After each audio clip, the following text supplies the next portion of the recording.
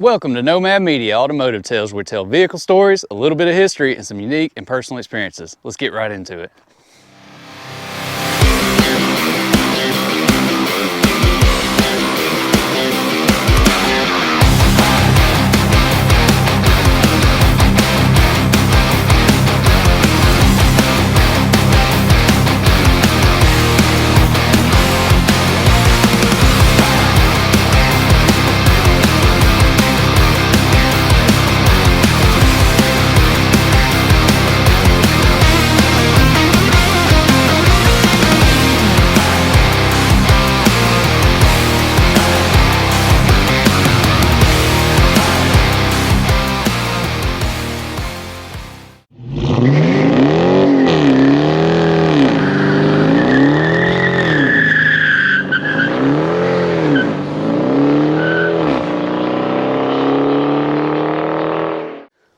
Welcome back to Nomad Media Automotive Tales, and today we have Jennifer Shearer.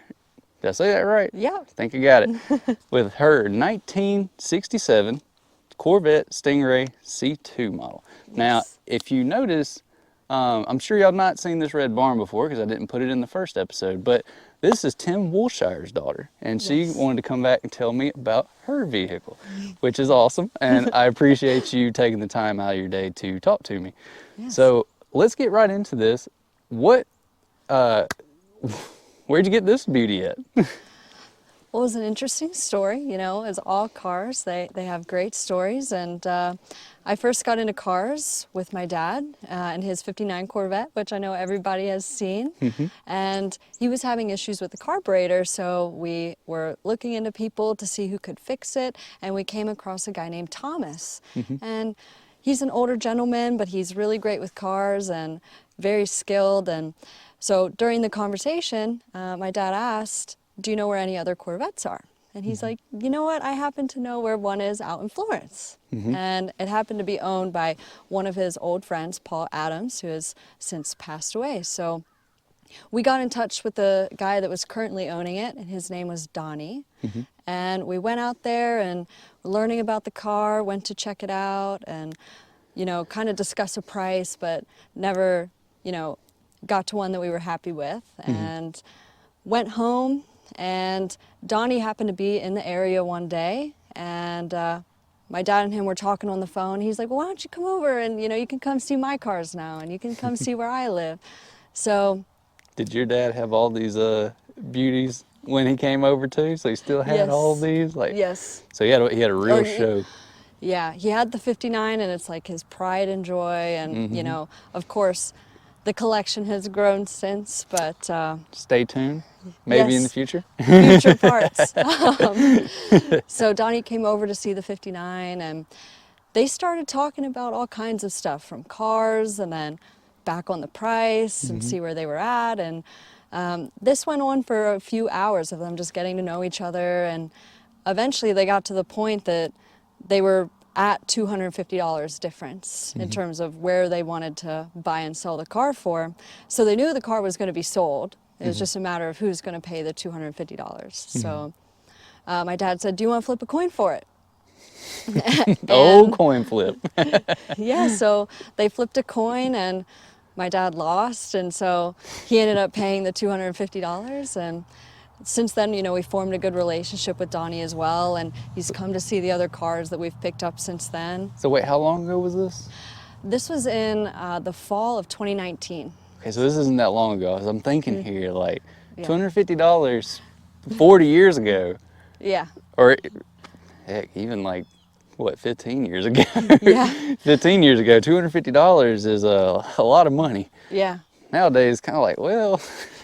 Yeah, exactly. With this, we knew that the car was going to be like sold at that point. So, but it's an interesting story too, that it came down to a coin flip. It's really cool as well. Like, you know, I haven't experienced this, but like when you're searching for that car you want to buy, you know, how if you find that person that's like knows their stuff and they like it and everything, and it's kind of what they're about, they'll come over and they will talk like that. And it's like you'll have a whole day with the person before you even know it, you know, and just you'll be talking about, you know, this or that and all these different things. And oh wait, we were negotiating. Yeah, yeah, I don't need to be your friend. Like, yeah, yeah, it's exactly. it's just the car guy mentality, I feel like, or the car person mentality. Just Yeah, you get in there and you want to have that conversation about this car, yeah, and it's just there. It's just flowing. It's a yeah, river. No yeah. dams, no brakes, no Yeah, nothing like no, that. It just keeps just going. full speed ahead. Yeah. Yeah, because each one has their own history that's unique to them, and I think that's the coolest part about it. And Donnie actually got this car. Wow, there I misspoke, buddy. All good. Donnie got this car from Paul Adams after he had passed away. So Paul Adams' estate was being handled, and that is how Donnie ended up being able to purchase it. But this started way back when the car was first purchased by a dentist, and I believe that it was for his son. And I'm not sure how long they had had the car, but Paul knew that this car existed, and he knew the dentist. So as soon as the dentist put it up for sale that day, or within the day, Paul went and picked it up off the lot. Oh man. Yeah. So he's like, I gotta have this Corvette. Yes. This one. Yes. He was very passionate about them, and he really appreciated them for what they are. So he went to the lot, he signed the check. It was $2,250. Ooh, man. And I wish I could buy one that much these days. I feel like just go in, I'll just pay you cash, man. Like, here's $100 bills. I can't imagine getting this for $2,250. Yeah, That's I can't beautiful. either. It goes back to that what we were saying earlier about that $250. It's like, Yeah. 50 years ago, that was a ton of money. Yeah. Nowadays, it's like I just said, I'll go in, I'll give you $100 bills. Yeah. Oh, you want 50s? Got it. Yeah. You want $1 bills? I got it. Here you Yeah. go. Yeah. So, he signed the check for it, and he kept that. So we have a copy of that, and we have the original check, and we have the original invoice as well. And then we have the invoice from the shop, and then the original order from Chevrolet as well for this car. Yeah, that's awesome to have all that. And I'll show what she has kind of right here if I'm not already showing it. Try to get that out there so everybody can see as long as they don't mind. I'll redact anything that doesn't need to be, Yes. But And Paul also wrote a letter to his sister, and he wrote that it was undoubtedly the best driving Corvette that he had ever owned. oh man. And you have that. Yes. That's yes. awesome. That's awesome. Do you have the original or only a photocopy? I know I've seen the photocopy. We have the original as well. Oh, that's Yes. wild. Yes. That's such a cool little tidbit too. Like, I mean, having paperwork with a car isn't really all that in my book. It's cool to see it. Like, I prefer to see it at shows, not on Yeah. cars you drive, of course. Just thinking on my end, it's like I bought a car and it had paperwork like that, but it's not paperwork like a letter. It's Yeah. paperwork like, I got service records and things, and I'm like, Yeah. But some of it's really cool history though. Like that, having that from someone, just saying, oh yeah, this is like the best car I've ever driven, like, or best Yeah. Corvette, best Yeah. Corvette I've ever driven. That's wild. Yeah. Go ahead. Sorry, I'm interrupting a Oh, lot. you're good. You're good. And so he wrote to her that he thought one day it would be worth $12,000 to $14,000. I wonder what he Is thinks this day, I know. what he would think today. I know. I feel like he'd be really surprised, and I'm happy that people are still passionate about cars and that the market is still there for them. And I'm sure it just is out of the water from what he thought this car would be. So he had it for a very long time, and he didn't drive all of his cars, from what I understood. But people knew that this car existed, and so that was when he passed away. Then Donnie took care of it, and now we have it, and we enjoy it very much. I know y'all got a collection too, and I know Tim loves his Corvettes. Yes. He's only got a lot, Yeah. so Yeah. But like, so I don't think there's anyone that probably could any person with better hands to have this thing in their hands.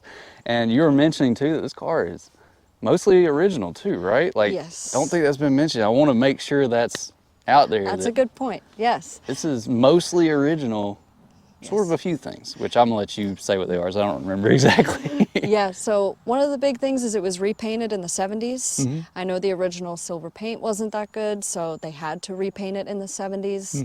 Otherwise, we switched out the rims at some point, or the hubcaps. But every part that has been, you know, exchanged for some reason or another, we own them.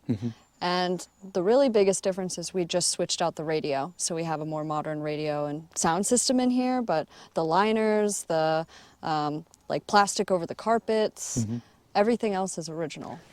Don't scare her, guys. She put in a classic radio look with the modern internals. Yes. It wasn't like I put a Pioneer in. Yeah, I know. True. Don't scare her on that one. She's good. It's good. I've checked it. Yeah, you really can't tell, but it's nice to drive with it and have a good sound system, but it drives like a dream.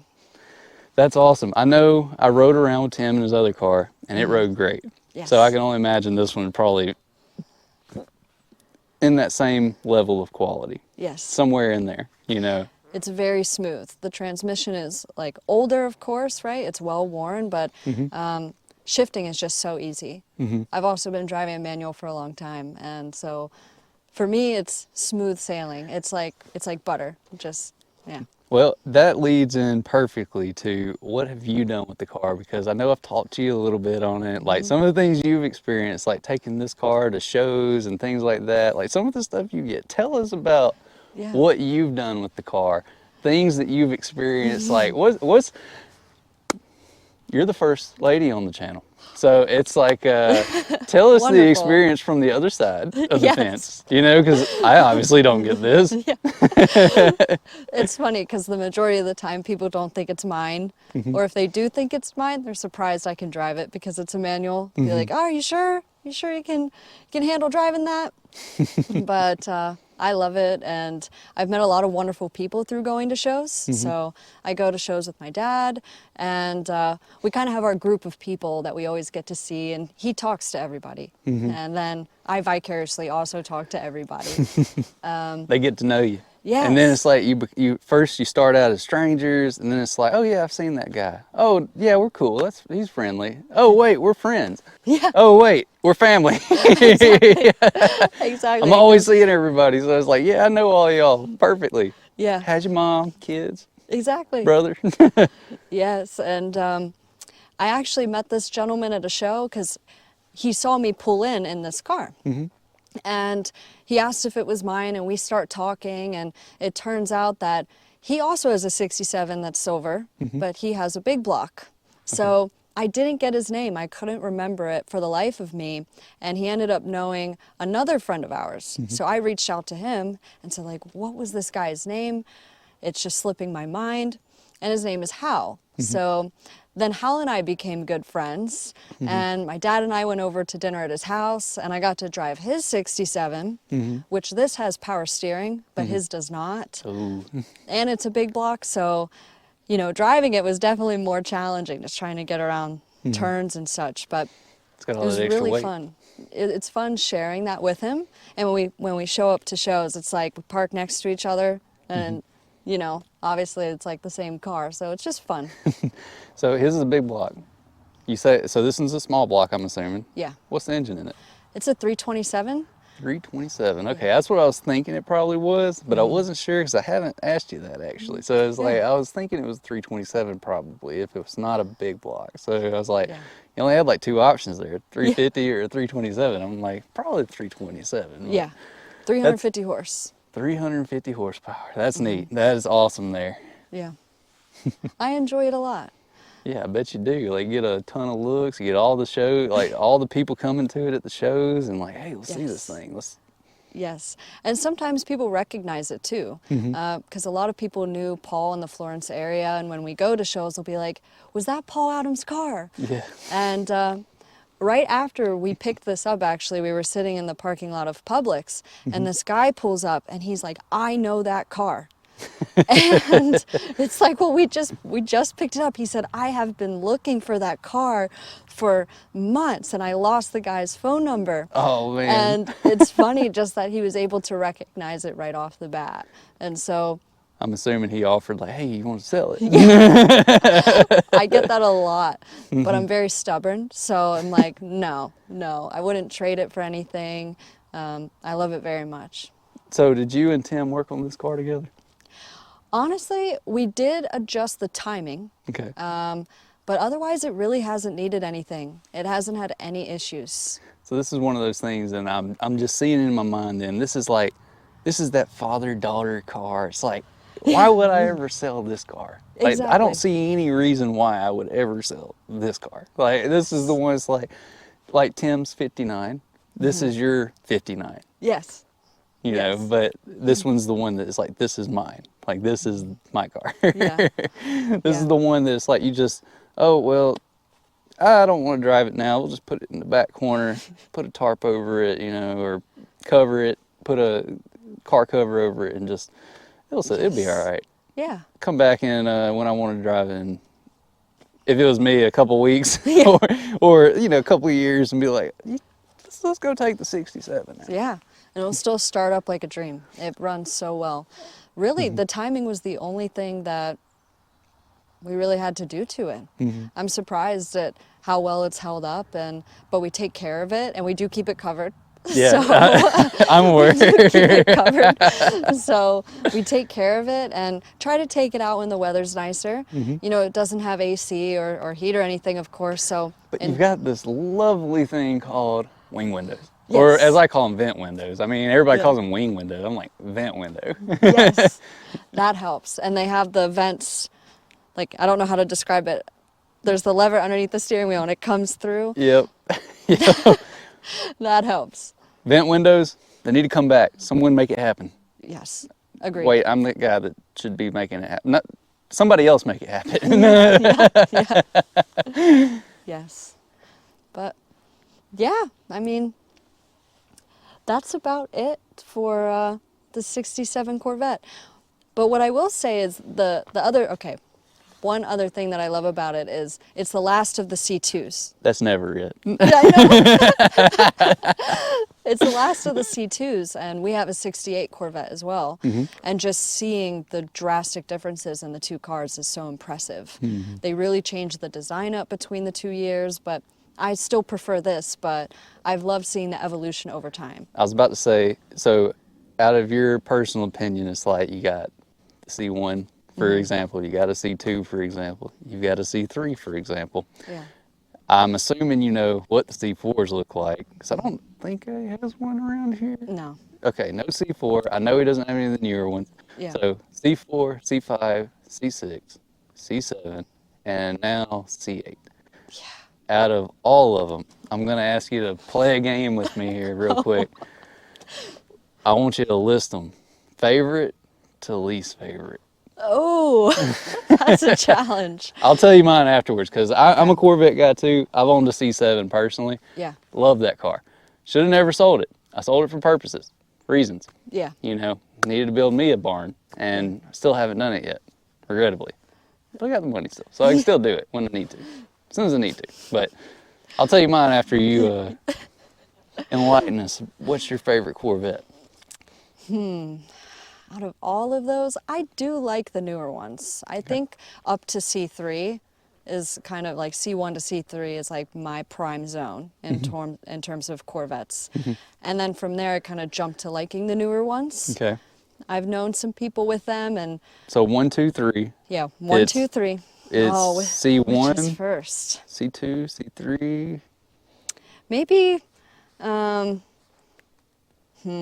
I think I will go in order. Yeah, C1, C2, C3. Okay. Now I won't hold you to this later, all right? Because everybody's opinions change. So Yeah. it's like if you say something, oh no, I was wrong on that. Take that out, please. I'm not gonna hold you to that, you know. But I'm not as familiar with C5 or C6 to have a good opinion on them. Okay. But I'd say probably, well, yeah, C7, then C4, then C8s. I haven't looked into the newer ones as much either. Okay, I've been so to the Corvette factory though. or the C1, museum. C2, C3. You said C4 or C7? I'll go with C7, C7, C4, C4, and then C8. C8. Yeah. So that's 1, 2, 3, 4. So we're only missing 5 and 6, so those are at the bottom. Yeah. Which one do you like better just in terms of looks then? Because you know the only difference between those two really is your headlights and your body lines are sharper. Interiors are almost the same. I think the C6 got the Cobalt steering wheel versus a Corvette steering, which I guess the C5 didn't have a Corvette steering wheel either, just had a generic steering wheel. But Wow, I actually didn't know that. yeah, That's so interesting. Between them, I guess it kind of comes down, do you like flip-up headlights or you like the solid headlights? I kind of like solid headlights more, actually. So C5 coming in last then with Yep. this one. Yep. Yep. All right, well, I thought about this one long and hard, so I know You're mine ready. pretty Yeah. good, yeah. C1, C7. Okay. Then it's going to be I'm a blank here too. Then it's going to be C3. Okay. After the C3, that's where you get C6, C5, C2, C8, and C4. Wow. Okay. Yep, I'm kind of all over the place here. Yeah. But I've got very distinct reasons why. Yeah. So C2 has never been my favorite body style. Honestly, this one was at the bottom for the longest time. Oh my goodness. It really was. Hey, I respect the split windows, which I know this one's Yes. not. I respect the split windows. I respect the C2s. I like them. I think they're really cool when they have side pipes and things. I've seen some wild ones. All right. Yeah. I'm not saying it's the least favorite car overall, because we're not talking about a Ford here. Shots fired. Just joking, just joking. But it's still a Corvette. I still like it a lot, but it's just C2 was never like my thing. Wasn't my style. Now the C4 is at the bottom. C4, if you've never been in one, boy, is that first step into it. You've got a hole like this. There's a wall there. Wow. And for the most part, it's hard for me to even get my foot in. Oh. It's not that I have a problem getting into the car, like, you know, I'm not old, you know, or anything like that. I quite literally have a hard time getting my feet in. Yeah. It's hard to get into a C4, and my uncle has one, so I get to do it regularly because I'm also his maintenance mechanic for it. So, but it's very hard to work on them too. So it's just one of those things. I'm like, it rubbed me wrong. You know? Yeah, I think yeah. it's still a cool car, still a Corvette, so it's still really cool. C8s, no manuals. That's it for me. I'm like, the styling's cool, the engine's great, the specs, everything's great. Can't get a manual. I'm like, that's a shame. That's so sad. Why would you make a Corvette with no manual? Yeah. That makes no sense to me, and it takes a big hit in my book for not having a manual. I agree. You know, so I'm like, C8 is down there at the bottom, and a lot of people are like, what? Like, since I mentioned earlier, you know, opinions change and things. Obviously, C2 used to be down, now it's C4. C8's been at the bottom as well. Like, because I had the opportunity to buy one. And when they told me I couldn't get a manual, I was like, nope. Deal's off. Not even interested. Like, I have zero interest whatsoever. It could be the nicest car in the world. Do not want it, you know? Yeah, you have more control with a manual. And it's fun when you're driving a fast car and it's a manual and you can downshift and... Yeah, just make loud noises. Yes. Right now. Loud noises engaged, downshift. Drop a gear and disappear. Yes. Yes, yes. Yeah. I like that. I like you. That's the fun thing about them. So that's unfortunate. It's very unfortunate they did away with that. It I is. didn't expect that. It is. Well, I tell you, do you have anything else you may want to mention here about this car? Because I know we've been talking for a while here, and I've run you down some rabbit holes and threw you some curveballs and got your opinion on Corvettes. Yeah. All of them. Yes. Just that I think it's a beautiful car, and I'm very grateful to have it, and I'm grateful to pass on its story and share with others the people prior to me that their passion for it and how I continued to learn about it. And yeah, I just love it very much. That's all I can say about that. Well, that's awesome. I mean, that's all it takes to like cars. So with that, though, let's get into hearing this thing run. Oh, yes. Okay. That's the fun part. Yes, it is.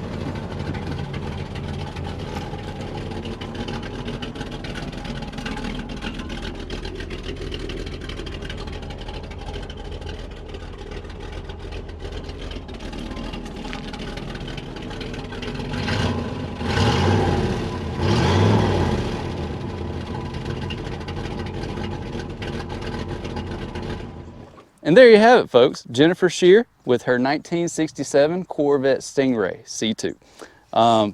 This is such a cool car. I'm glad you took the time to talk to me, and it's awesome that you're like keeping this one original. You know, Yes. and it's a manual on top of that. I've already discussed how much I love manual Corvettes. Like, it's a deal breaker if it's not a manual for me. I agree. I mean, the older the car, you know, I might deal with the automatics and the old ones, like the C1, 2, 1 and 2. I was about to say 3, but nah, that's not the case. It has to be a manual in the C3. But I may deal with it in them just because they're so old and they're rare, hard to find if I was in the market to buying one. But, you know, it's just one of those things. It's awesome that it is a manual. And when you Paul Adams. So you also have the local car guy, town hero, like whatever he is, because the car guy is a hero to me. So it's like, Yes. you know, that's cool that you bought it from him. I know a lot of people in this area watch some of these videos. So a lot of my subscribers. So maybe they'll see this and they will know the car, and like you'll get to see the current owner of it from Paul Adams. Yes. I think I got the name right Yes, too. you So, did. Paul Adams, though. So it's cool that you're taking care of it, and such good care of it too. I know you and Tim are gonna like keep this and love on it forever. Like I say, I feel like this is probably, if it's not already, it's in that realm of like, this is the family car. Like, Yes. so Yeah. it's like, this is gonna be a keepsake, and For sure. so at least another 50 years in the family, give or Yes. take, you know? Yeah, I can't see myself selling it. So, yeah, I plan on having it as long as I can drive it. That's awesome. And well, is there anything you may like to say, anyone out there watching? Because you know there's a lot of people around here Yes. that are from this area. Well, for one, to anyone watching, you can do absolutely anything you set your mind to. I think that's important just to know. And the other thing is, to my friends who haven't seen my car before, this is my car. And that's it for me. You finally know. Yeah, She has Here a it cool is. car. Yes. That's awesome. Well, hey, thank you for coming out. I enjoyed the time. Thank you. Yep. And with that, we'll see you in the next one. Peace.